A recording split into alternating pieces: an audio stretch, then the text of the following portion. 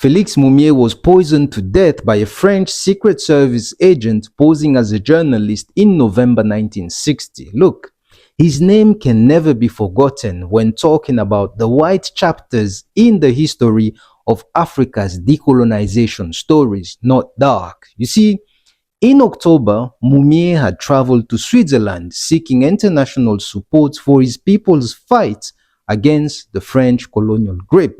And it was under these circumstances that he met for the second time the journalist, this time for dinner in Geneva.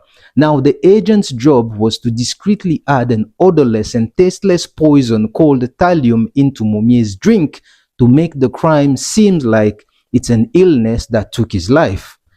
The agent added the poison into all of the man's drinks, but throughout the whole night, Moumié didn't touch any of them.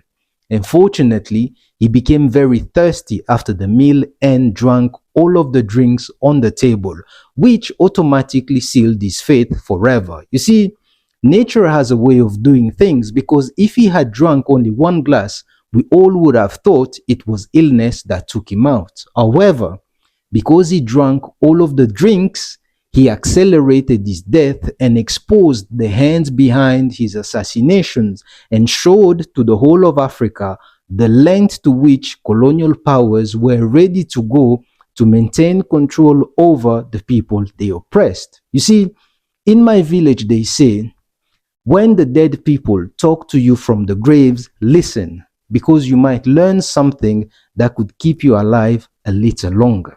You see, Moumié was a fervent anti-colonialist and the leader of a UPC movement in Cameroon, but he succeeded Ruben Umniobe, who himself was assassinated by French colonial forces 2 years earlier and his body dragged in the streets. Listen, this was a painful era for the Bamileke communities who were forced into concentration camps, entire farming villages, including people wiped out using planes dropping napalm or other combustible fuels. Some historians claim 500,000 lives were lost.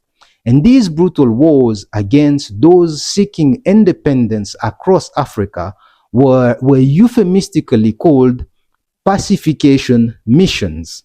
Look, African history is never readily available. You must go look for it. Don't ask me why, because it's irrelevant. Just keep looking.